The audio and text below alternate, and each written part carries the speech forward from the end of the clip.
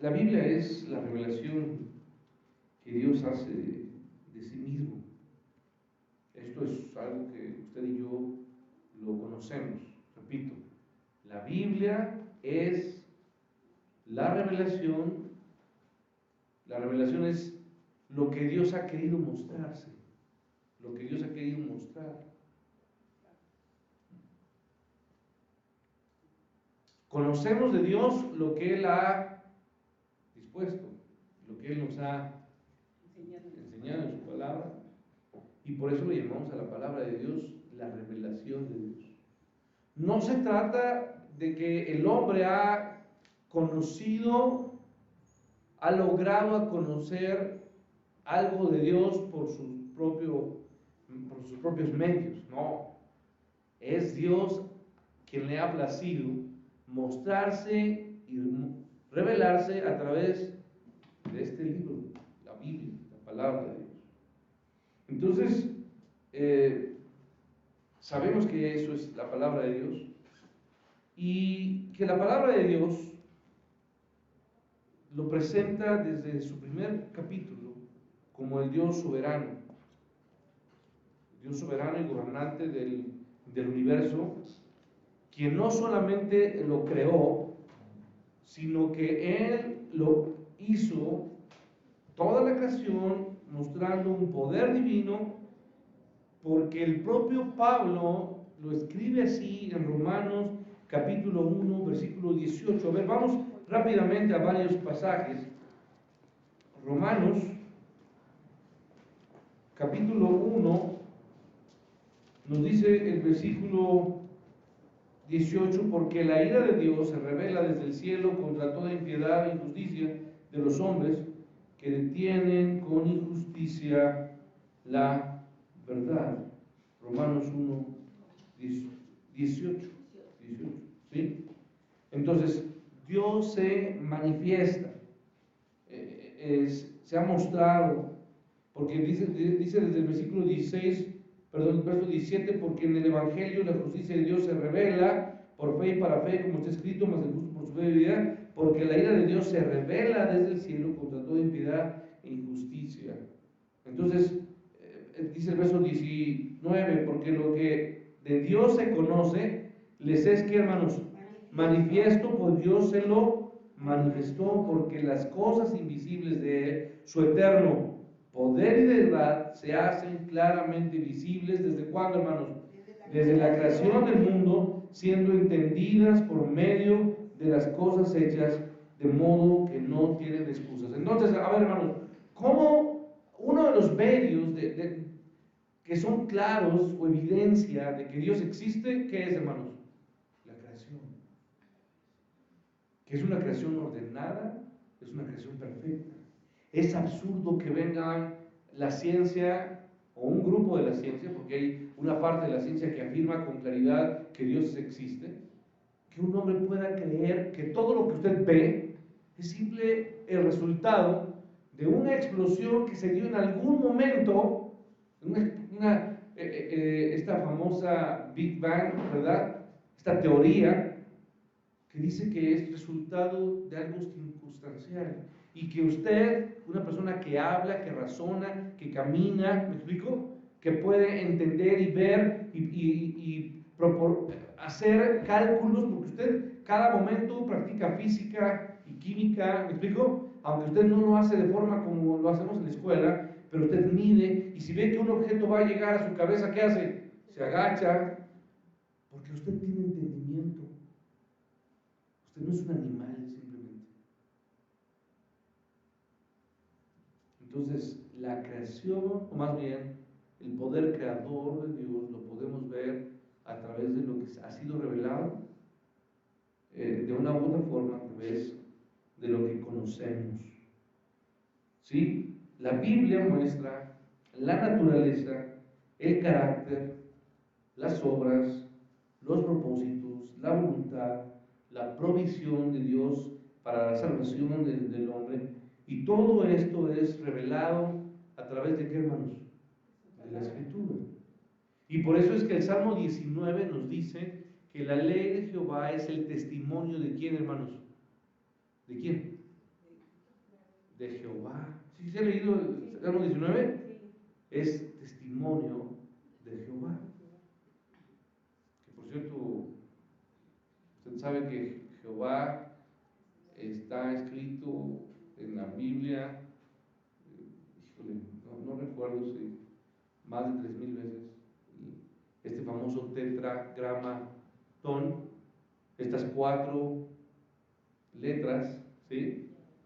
Yahvé o Yahweh, quizá no podemos decirlo de forma porque los griegos ocuparon esta forma de entender.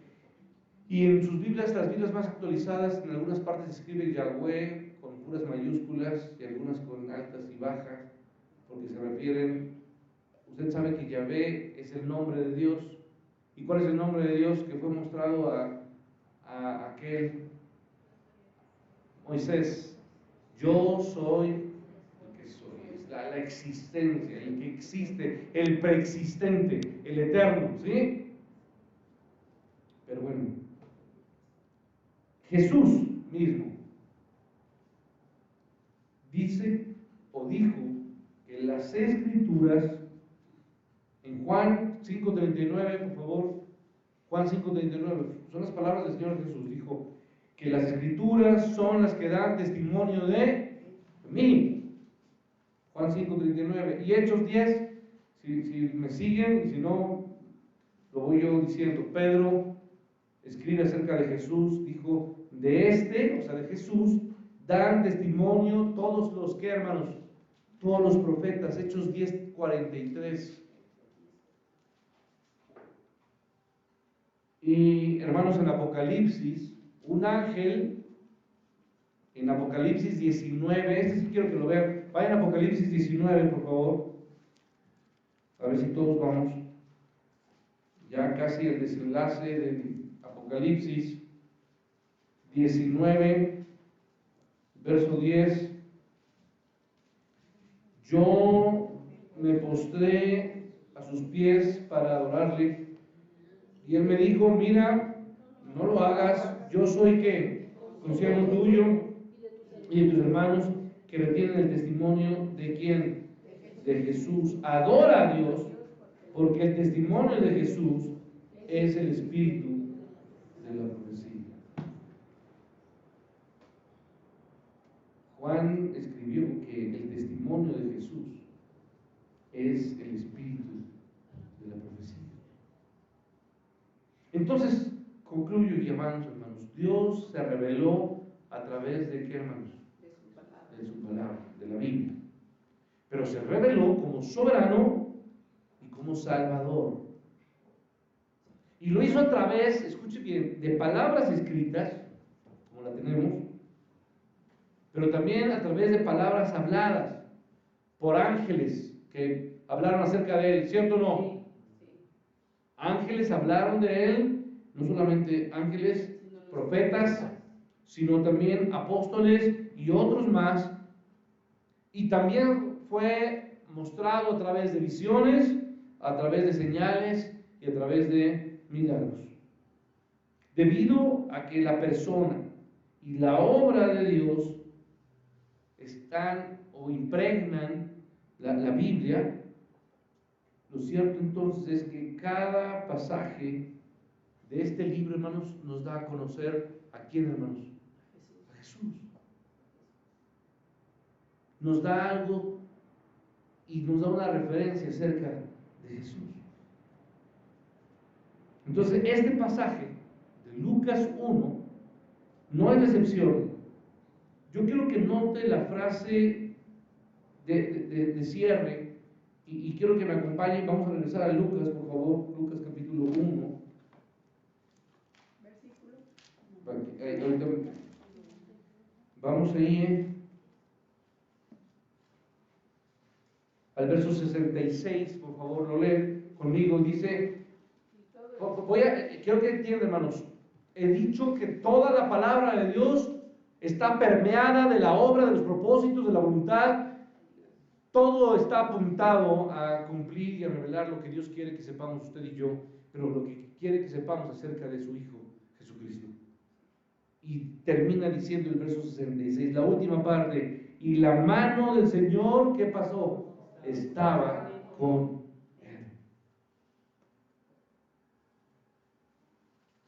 Hermano, siempre que uno lee la palabra de Dios, usted tiene que hacer suyas algunas palabras. Y yo le invito a que esta noche, esta tarde ya, que va comenzando, concluyendo este mes de noviembre para iniciar diciembre en esta semana, usted pudiera decir como yo, hermano, y la mano de Dios, la mano del Señor estaba conmigo.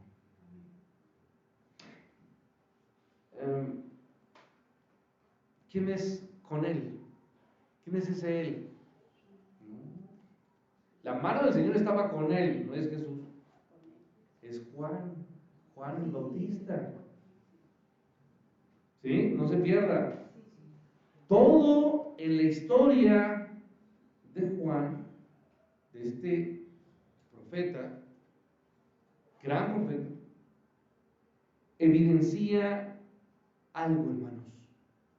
La mano del Señor estuvo con quién? Con él. La presencia de Dios constantemente en la vida de Juan. La mano de Dios se vio en el anuncio del nacimiento de este Juan, y fue el ángel Gabriel quien le reveló a su padre, ¿cómo se llamaba el padre de Juan? Zacarías, ¿sí? Y lo hizo en el templo, ¿sí? Y Elizabeth, que era la que, la madre, ¿sí? Elizabeth concibió un hijo en su vejez. Ya no había fertilidad, no había posibilidad médica, no había habían congelado, ¿verdad?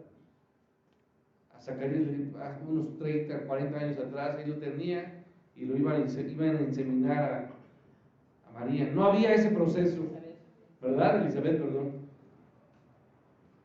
Hermano, quiero que entienda esto. Elizabeth ya no podía reproducir, ¿qué, hermanos? No había posibilidad de fertilidad, ni para Zacarías, ni para quién, ni para Elizabeth. Sin embargo, nuestro Dios es un Dios de estas cosas. Es el Dios de lo imposible, ¿cierto? Y entonces concibieron un hijo en este momento de imposibilidad física. Y no solo eso, sino que Zacarías se había quedado, ¿qué, hermanos? Solo. Y tampoco que mudo. Y cuando esto sucede, dice que él pudo hablar y dijo el nombre de su hijo Juan. Lucas, el escritor de este evangelio, estaba en realidad buscando que sus lectores vieran el desarrollo del plan de redención, pero que vieran el plan de Dios como la obra de Dios, no como una obra humana, no como producto circunstancial de un esfuerzo judío, no. Era la obra de Dios actuando para llegar a ese momento. Por lo tanto, Lucas se enfocó en el asombroso acontecimiento sobrenatural que dio inicio a la época, voy a decir, más importante en toda la historia. ¿Usted cree, o más bien usted y yo debemos entender que la época más importante en toda la historia de la redención fue esta, cuando Jesús se hizo, ¿qué, hermanos? Se hizo carne, se encarnó, ¿sí? Fue este momento más hermoso en toda la historia, cuando allí Dios se humanó. Entonces, La historia redentora comenzó con esto, con el milagro de la intervención que trajo al mundo, previo al Mesías, al antecesor, que fue, ¿quién, hermanos? Juan el Bautista.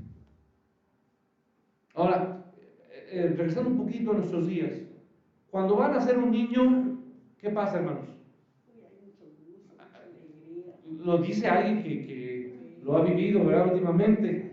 ¿Qué pasa cuando viene el niño? Todo el mundo está emocionado, ya va a nacer, y cómo va a nacer, y cómo va a ser, se parecerá, y hay emoción. Y cuando nace el niño, obviamente hay alegría, hay festejo, pero yo quiero decirle que para los judíos no era lo mismo, y perdón, no es que esté atentando contra los derechos hoy que tanto se buscan, los derechos del hombre y la mujer, pero a ver, para un judío era lo mismo que naciera un niño que una niña. Claro que no. Nada. En ambos había alegría, pero cuando nacía un varón, prevalecía lo más importante para ellos, la continuidad, ¿qué, hermanos? Sanguínea. La continuidad del hilo judío, que era para ellos fundamental.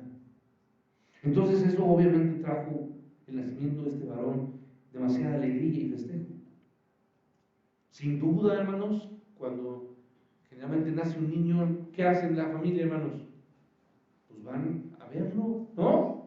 Van a visitarlo y van a conocer al bebé, y ahí estaban los vecinos, y estaban los amigos, y estaban los familiares, y no dudo, hermano, que como acostumbraban los judíos, inclusive contrataban músicos, porque si hay algo que distingue a los judíos es que les gusta la pachanga, ¿eh? En serio, hermanos. Quien ha convivido con judíos sabe que a los judíos les gusta festejar, y no que hacen fiestecitas así como los de Iztapalapa, no, hacen fiestas buenas, ¿eh? No, ellos obviamente les gustaba festejar, celebrar este momento especial. La noticia de que Elizabeth, escuche bien, Elizabeth, cuando dijeron, Elizabeth dio a luz, pero ¿cómo? Elizabeth, era como algo totalmente imposible de creer, ¿sí? Elizabeth había dado luz. Esto resultaba en un hecho totalmente abrumador. Ella era estéril, y este niño no solamente sería un niño cualquiera, sino sería el antecesor de quién, hermanos, de Jesús, el Mesías. Sin embargo, entonces, por grande que fuera la alegría que trajo el nacimiento de Juan el Bautista, para nosotros el saber que nacería Juan es mucho más consolador, porque dice en nuestro texto, ¿quién pues sería este niño?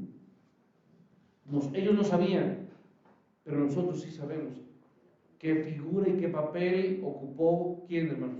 Juan. Los evangelios registran el impacto tan impresionante que logró la persona y la predicación y la vida de Juan el Bautista. Mira, vea un texto, Mateo, por favor, Mateo capítulo 3. Mateo 3 nos dice en su primer versículo, en aquellos días vino Juan el Bautista, ¿me sigue? Predicando en donde, hermanos, en el desierto de Judea. Hermanos, desde ese momento Juan el Bautista se convirtió en un hombre de impacto para toda la sociedad judía. ¿Sí? Grandes multitudes de Jerusalén y de Judea se trasladaban ¿a dónde? ¿Dónde predicaba Juan el Bautista? En el zócalo de la ciudad. No, él predicaba ¿dónde? En el desierto. Y la gente se trasladaba y iba ¿hasta dónde, hermanos? Hasta el desierto, a escucharlo. Dejaba de hacer sus cosas, dejaba de buscar actividades de otro tipo, e iban hasta allá, dice que iban de Jerusalén y de Judea a escuchar a Juan. Miren, vea usted el versículo, ahí estábamos en Mateo, ¿verdad? Mateo 3, me moví yo un poco, pero dice Mateo 3, después del versículo 1, verso, si me sigue usted, en el versículo 3, pues este es aquel de quien habló el profeta Isaías, cuando dijo: voz del que clama en el desierto, preparad el camino del Señor, enderezad sus sendas.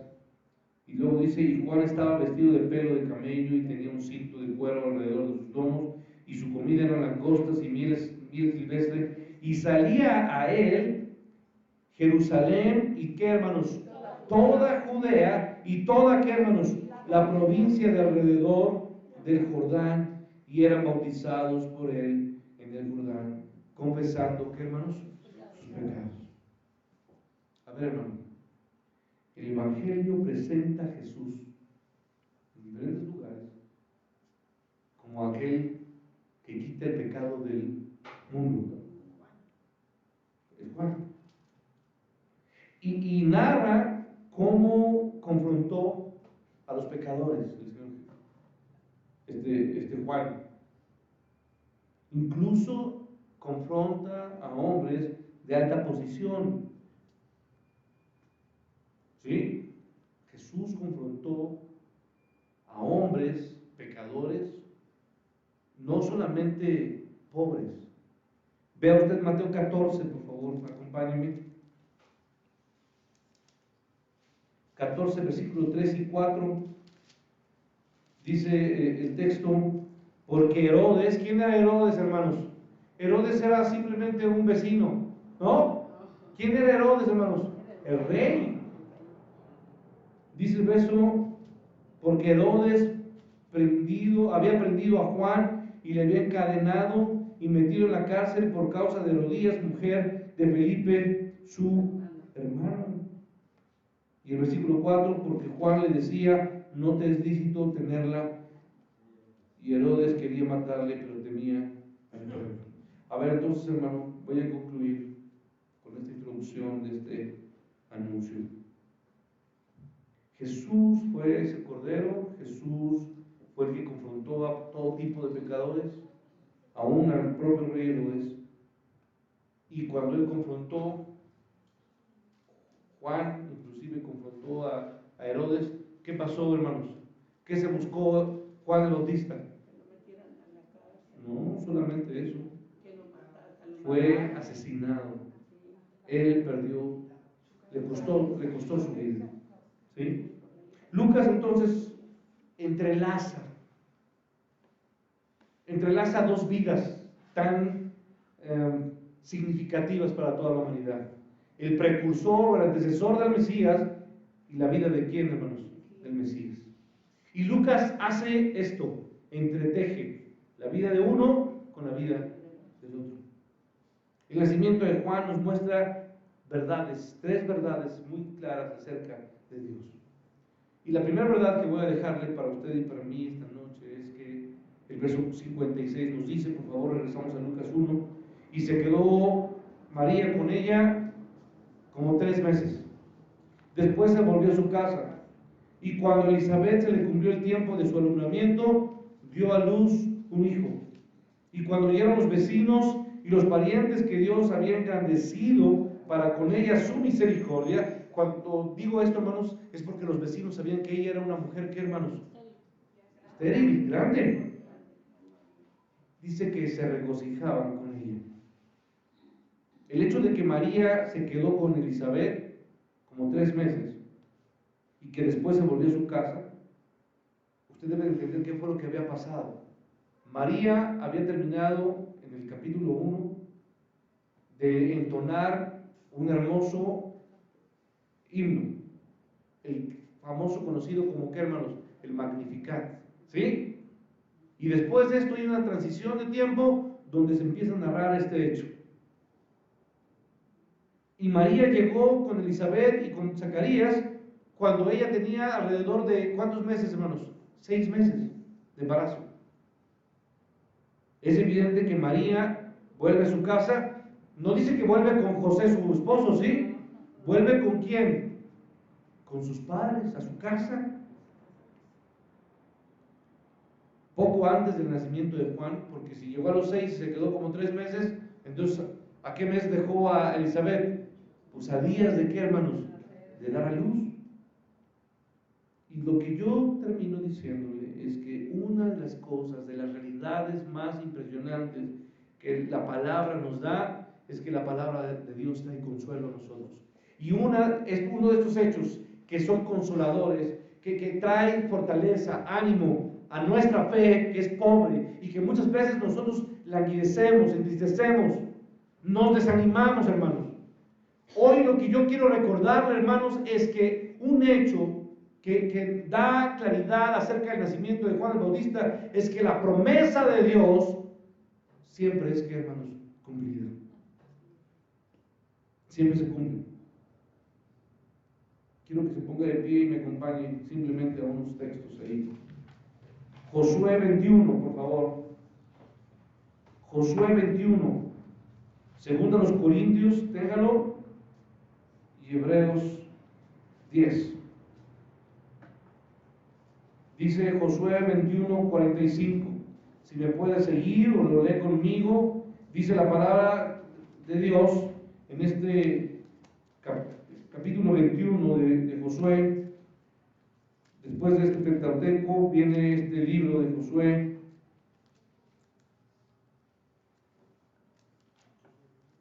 Capítulo 21, verso 45, lo lee conmigo. Dice, no faltó palabra de todas las buenas promesas que Jehová había hecho a la casa de Israel, todo se cumplió. Hermano, las promesas que Dios nos ha hecho a usted y a mí, ¿qué pasa, hermanos? Se cumple. Todo sé que, hermanos, se cumplió. Vamos a 2 Corintios 1:20. No tengo más tiempo, pero voy a leerlo. 2 Corintios 1:20. Dice la palabra de Dios, lo lee conmigo, por favor. Dice juntos, por favor, leamos. Dice, porque todas las promesas de Dios son en Él sí. Hasta ahí. Repetimos, porque todas las promesas de Dios son en Él sí. Y Hebreos 10:23 ya no lo busqué. Dice la Escritura, fiel es el que lo prometió. Hermano, yo quiero que hoy sábado, cuando llegue a casa, usted ponga su cabeza en su almohada o en su cama, usted pueda recordar por lo menos esto. Quiero que recuerde estas 3 frases. Todo se cumplió, todas las promesas en Dios son sí, y fiel es el que lo prometió. El nacimiento de Juan el Bautista nos recuerda, afirma que todas las promesas de Dios se cumplen. Se anunció, voz que clama en donde, hermanos, en el desierto. ¿Y dónde estaba predicando Juan el Bautista? En el desierto. Dios, gracias por tu palabra. Tu palabra es firme. Y hoy, a muchos que estamos, Padre, quizá atribulados, hoy voltear y poner nuestros ojos, nuestros oídos en tu palabra, nos da fortaleza para el día de mañana. Hay muchas cosas que tenemos que enfrentar mañana, hay muchos problemas que tenemos que confrontar, hay muchas necesidades que tenemos que cubrir, pero todas tus promesas, todas las promesas en Dios son sí. Todo se cumplió. Y porque fiel es Dios,